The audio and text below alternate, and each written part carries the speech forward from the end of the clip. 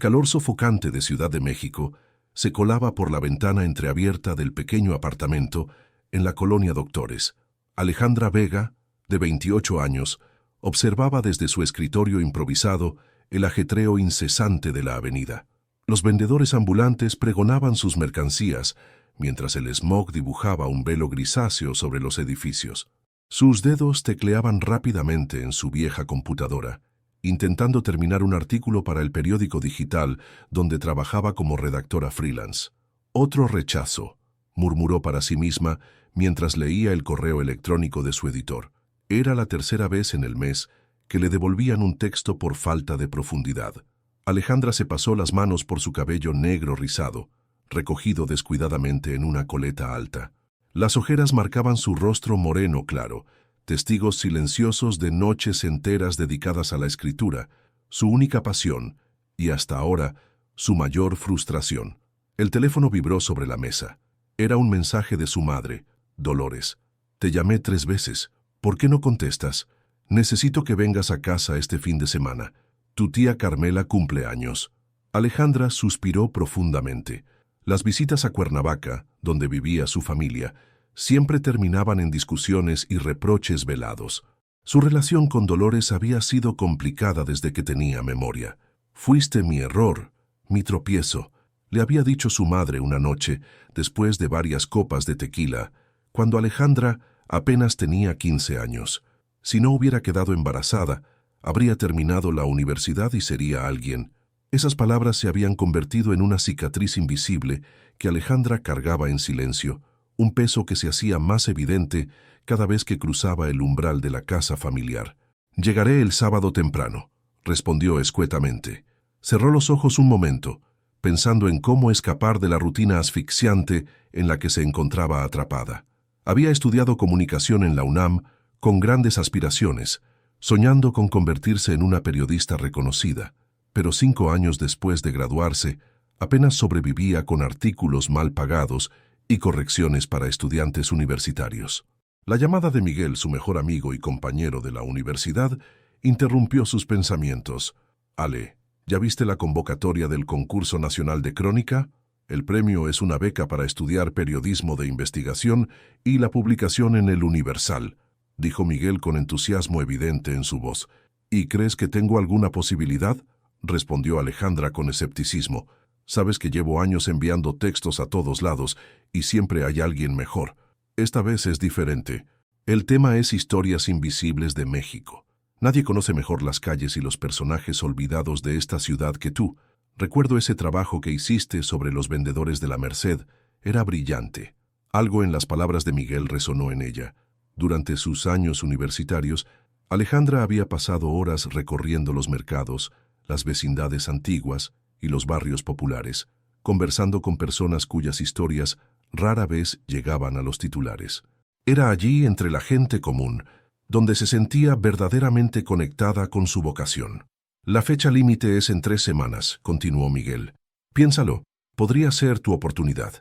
Después de colgar, Alejandra abrió un nuevo documento en su computadora. Sus dedos quedaron suspendidos sobre el teclado mientras las ideas comenzaban a fluir. Recordó a doña Soledad, una anciana de 78 años que vendía hierbas medicinales en el mercado de Sonora y que había sobrevivido al terremoto del 85 perdiendo a toda su familia, o a los hermanos Juárez, que habían convertido un depósito de chatarra en La Lagunilla en un taller de arte urbano para jóvenes en riesgo de caer en las drogas. El sonido de la lluvia repentina golpeando contra su ventana la sacó momentáneamente de sus pensamientos.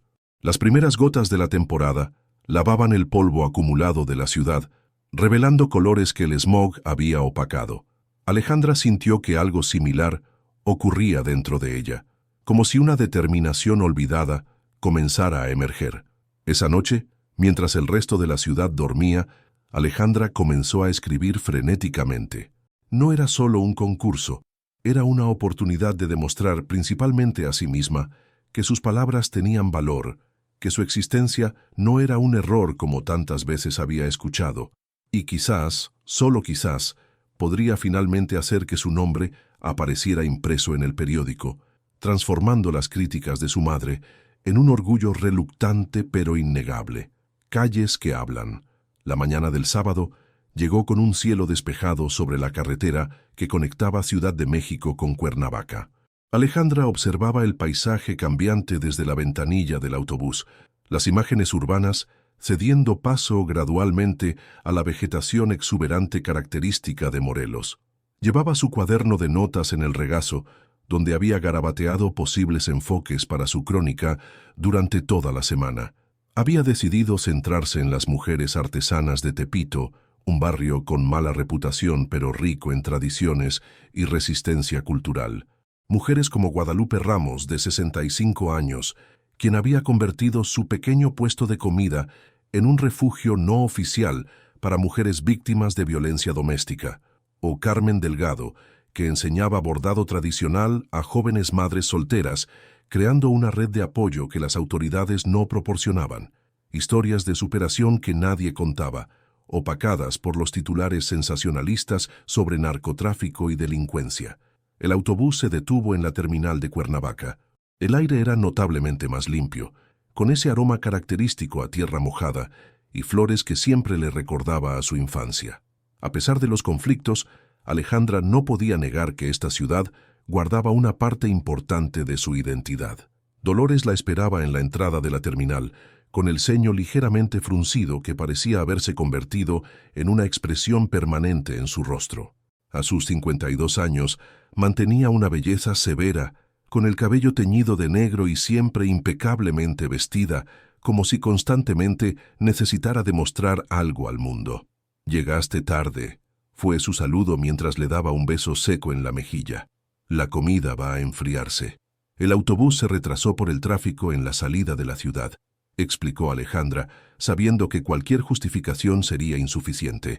El trayecto hasta la casa familiar transcurrió en un silencio incómodo, apenas interrumpido por comentarios superficiales sobre el clima o los nuevos negocios que habían abierto en el barrio.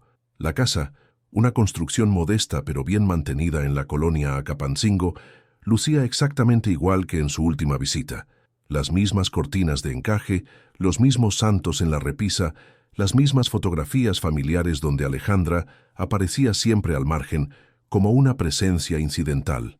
La celebración del cumpleaños de tía Carmela reunió a la familia extendida alrededor de una mesa abundante de comida típica: chiles en nogada, por ser temporada, mole poblano, arroz rojo y una variedad de salsas caseras. Entre bocado y bocado, las preguntas inevitables comenzaron a surgir. «¿Y cuándo vas a conseguir un trabajo estable, Alejandra?», preguntó tío Roberto mientras se servía otra cerveza. «A tu edad, tu madre ya tenía casa propia». «Alejandra prefiere ser bohemia», intervino Dolores con una sonrisa tensa. «Dice que es periodista, pero ya van 5 años y seguimos esperando ver su nombre en alguna parte». Cada palabra era como una pequeña aguja que se clavaba en su piel. Alejandra mantuvo la compostura, explicando brevemente sobre el concurso nacional y sus posibilidades. Las miradas escépticas a su alrededor le confirmaron lo que ya sabía. Nadie en su familia creía realmente en ella. Después de la comida, mientras ayudaba a lavar los platos, Alejandra observó a su madre organizando meticulosamente los restos de comida en recipientes de plástico. «¿Por qué nunca me has apoyado, mamá?», preguntó de repente, sorprendiéndose a sí misma por su atrevimiento. Dolores se detuvo un momento, sus manos inmóviles sobre un traste de mole. «Te he dado techo, comida y educación. Eso no es apoyo», respondió sin mirarla. «Sabes a qué me refiero. Nunca has creído en mis sueños. Siempre me has hecho sentir que mi existencia arruinó la tuya». Un silencio denso se instaló entre ambas. Finalmente, Dolores suspiró. «Tenía 19 años cuando quedé embarazada, Alejandra. Tu padre desapareció al enterarse. Tuve que dejar la universidad para trabajar. No es que no crea en ti, es que sé lo difícil que es este mundo para una mujer sola. Quería protegerte de desilusiones». Por primera vez, Alejandra vio algo más que reproche en los ojos de su madre. Vio miedo, el mismo miedo que ella sentía cada vez que enviaba un texto a un editor, cada vez que se enfrentaba a una página en blanco. De regreso en Ciudad de México, 2 días después, Alejandra recorría las calles de Tepito con renovada determinación. Las conversaciones con las mujeres artesanas fluyeron con una naturalidad sorprendente. Escuchó historias de pérdidas, de reconstrucción, de solidaridad en medio de la adversidad, historias que resonaban con la suya propia. En la pequeña vivienda de Guadalupe Ramos, entre el aroma a chocolate caliente y pan recién horneado, Alejandra encontró una frase que se convertiría en el corazón de su crónica. Aquí en Tepito nos dicen que somos el error de la ciudad, pero sin nosotros, ¿quién contaría la verdadera historia de México? Esa noche, mientras transcribía sus notas, Alejandra comprendió que estaba escribiendo no solo sobre estas mujeres, sino también sobre ella misma, sobre su madre, sobre todas las mujeres, etiquetadas como errores que, a pesar de todo, encontraban formas de reinventarse y resistir. Su teléfono vibró con un mensaje de su madre. «Olvidaste tu bufanda aquí. La guardaré para tu próxima visita». Un mensaje simple, pero en el contexto de su conversación en la cocina, Alejandra lo interpretó como un pequeño e imperfecto gesto de reconciliación, una puerta entreabierta hacia un entendimiento que parecía imposible apenas unos días antes. La tinta que cambia destinos. Los días siguientes se convirtieron en una vorágine de entrevistas, investigación y escritura. Alejandra apenas dormía. Su pequeño apartamento se había transformado en un caos organizado de notas adhesivas, mapas de la ciudad y transcripciones. Las paredes, antes desnudas, ahora estaban cubiertas de fotografías de las mujeres de Tepito, imágenes capturadas con su viejo teléfono que mostraban manos callosas trabajando la arcilla, rostros surcados por arrugas que contaban historias sin palabras, sonrisas resistentes ante la adversidad cotidiana, las artesanas invisibles, manos que tejen resistencia en el corazón de Tepito, había titulado su crónica. Cada párrafo era revisado meticulosamente, cada frase pulida hasta alcanzar el equilibrio perfecto entre precisión periodística y sensibilidad literaria. Miguel la visitaba ocasionalmente, trayendo café y pan dulce, ofreciendo una segunda opinión cuando las dudas la asaltaban. «Esto es realmente bueno, Ale», dijo una tarde, después de leer el borrador casi completo. «Hay algo diferente aquí. Es como si finalmente hubieras encontrado tu voz». Alejandra sonrió con cansancio. «Quizás porque por primera vez no estoy tratando de impresionar a nadie. Estoy escribiendo desde las entrañas, desde ese lugar donde las palabras de mi madre dejaron cicatrices».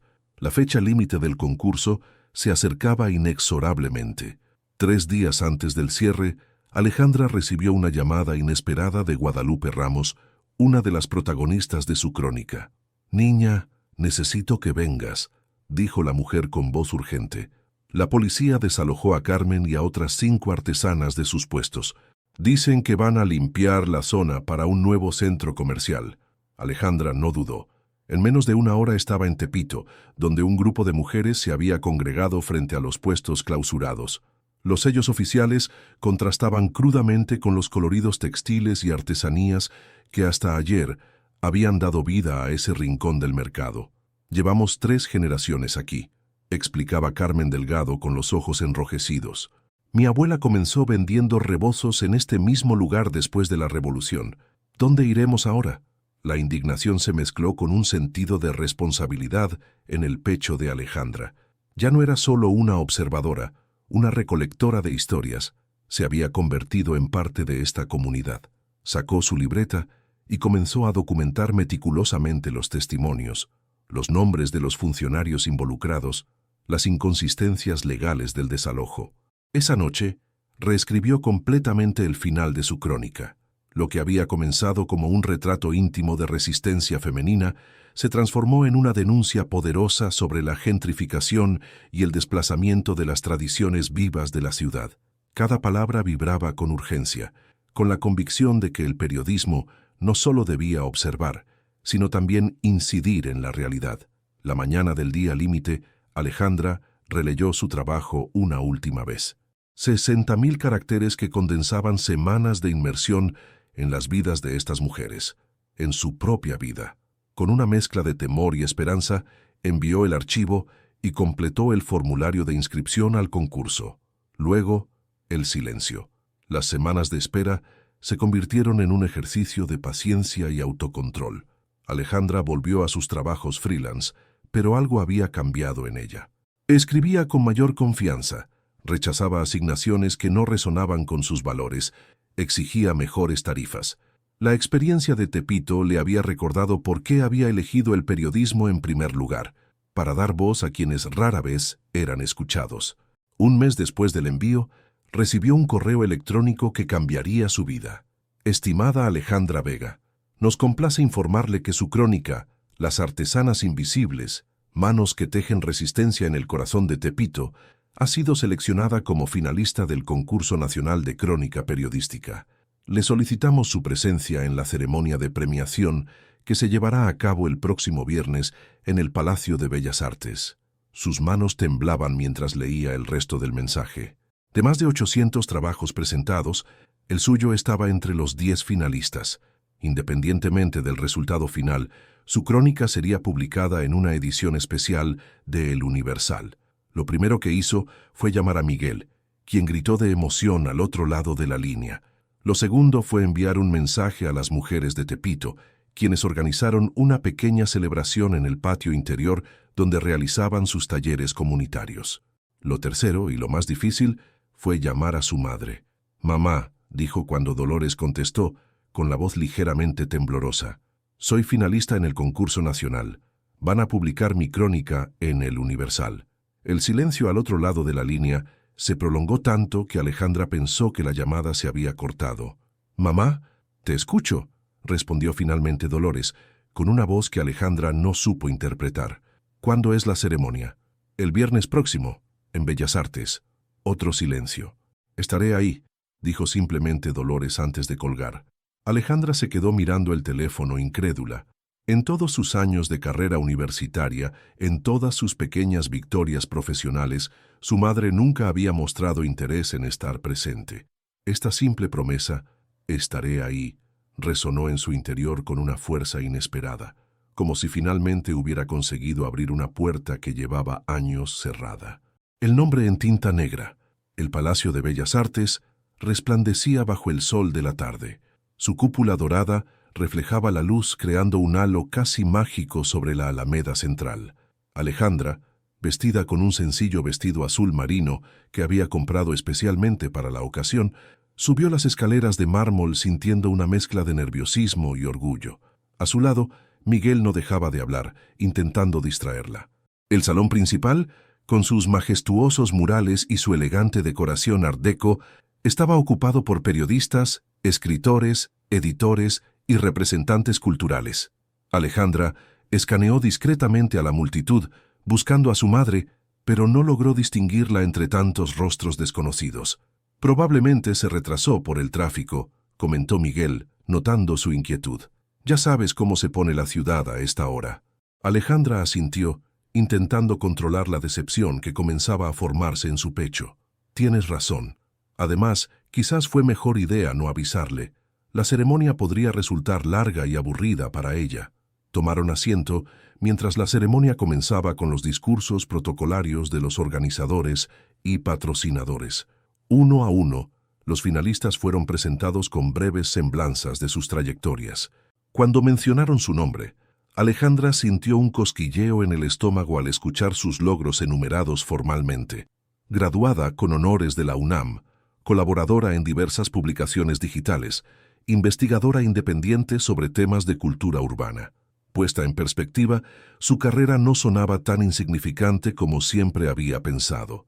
Después de la presentación de los finalistas, el jurado comenzó a anunciar los resultados, de abajo hacia arriba. Cuando llegaron al tercer lugar sin mencionar su nombre, Miguel le apretó la mano con fuerza. Solo quedaban el segundo y primer puesto. «El segundo lugar del Concurso Nacional de Crónica Periodística», anunció la presidenta del jurado, una reconocida escritora y periodista, «es para las artesanas invisibles, manos que tejen resistencia en el corazón de Tepito», de Alejandra Vega. Un aplauso generalizado inundó el salón. Alejandra se levantó, sintiendo que sus piernas se habían convertido en gelatina. Avanzó hacia el escenario como en un sueño, recibió el reconocimiento, estrechó manos, y cuando se situó frente al micrófono, por un instante temió que las palabras la abandonaran. Pero entonces la vio. En la tercera fila, casi escondida entre la multitud, Dolores observaba a su hija con una expresión indescifrable.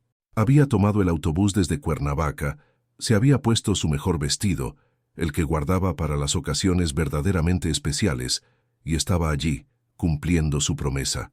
«Quiero agradecer a las verdaderas protagonistas de esta historia», comenzó Alejandra, encontrando súbitamente su voz. «Las mujeres de Tepito que me abrieron sus vidas, que me enseñaron que la verdadera resistencia está en la dignidad cotidiana, en seguir creando belleza, incluso cuando el mundo te dice que no tienes derecho a existir». Hizo una pausa, mirando directamente a su madre. «Y quiero agradecer también a quien me enseñó, sin proponérselo, la importancia de persistir a pesar de las dudas, de las propias y de las ajenas. A quien me mostró que nuestras historias, incluso las más dolorosas, pueden transformarse en puentes. Gracias, mamá, por estar aquí hoy». Los ojos de Dolores brillaron con lágrimas contenidas, y por primera vez en muchos años, Alejandra vio en ellos algo que nunca creyó posible: orgullo. La recepción posterior a la ceremonia fue un torbellino de felicitaciones, tarjetas de presentación intercambiadas y promesas de futuras colaboraciones. El editor de la sección cultural de El Universal le ofreció un espacio mensual para una columna sobre historias urbanas. Una editorial independiente mostró interés en desarrollar su crónica hasta convertirla en un libro. Las mujeres de Tepito, que habían sido invitadas especialmente para la ocasión, eran entrevistadas por otros medios, ampliando el alcance de su denuncia sobre el desalojo. En medio del bullicio, Alejandra finalmente encontró un momento para hablar a solas con su madre. Ambas salieron a uno de los balcones que daban a la Alameda, donde la noche comenzaba a caer sobre la ciudad. «No esperaba que vinieras», confesó Alejandra. Dolores observó el horizonte urbano, las luces que comenzaban a encenderse en los edificios antes de responder. «Fui a comprar el periódico esa mañana», dijo finalmente, «para ver los resultados del concurso, y allí estaba tu nombre, en letras negras, como un recordatorio de todo lo que no supe ver durante años». Hizo una pausa buscando las palabras adecuadas. «Cuando te dije aquello, que eras un error, estaba hablando desde mi propio miedo, desde mi propia frustración. No era justo ponerte esa carga. Nunca fuiste un error, Alejandra. Fuiste la única cosa en mi vida que, a pesar de todas mis equivocaciones, salió bien». Alejandra sintió que algo se desanudaba en su interior, un nudo que había estado presente durante tanto tiempo que se había convertido en parte de ella. «¿Sabes?», dijo apoyándose en la barandilla junto a su madre. «Escribí esta crónica pensando en ellas, en las artesanas, pero también pensando en nosotras, en cómo a veces nos definimos por las etiquetas que otros nos ponen: error, fracaso, nadie, y cómo cada palabra que escribimos, cada acto de resistencia, por pequeño que sea, puede comenzar a borrar esas etiquetas». Dolores asintió, y en un gesto poco habitual, tomó la mano de su hija entre las suyas. «Tu abuela siempre decía que las palabras tienen poder», comentó, «que pueden construir mundos o destruirlos. Creo que finalmente entiendo a qué se refería». Regresaron al salón, donde la celebración continuaba. Miguel las fotografió juntas, capturando un momento que Alejandra sabía que guardaría para siempre. Ella y su madre, con El Universal del día siguiente entre ambas, donde su nombre aparecía impreso en la portada de la sección cultural. Esa noche, mientras regresaba a su apartamento, Alejandra reflexionó sobre cómo un solo momento puede contener múltiples significados, múltiples victorias.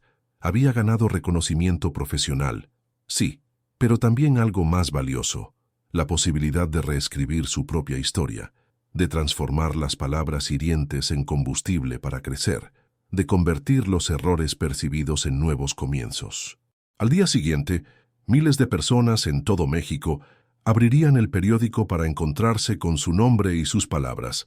Entre ellas estaría Dolores, recortando cuidadosamente el artículo para enmarcarlo y colgarlo en la pared de su sala, junto a las fotografías familiares, pero esta vez Alejandra no estaría al margen, estaría en el centro, donde siempre debió estar.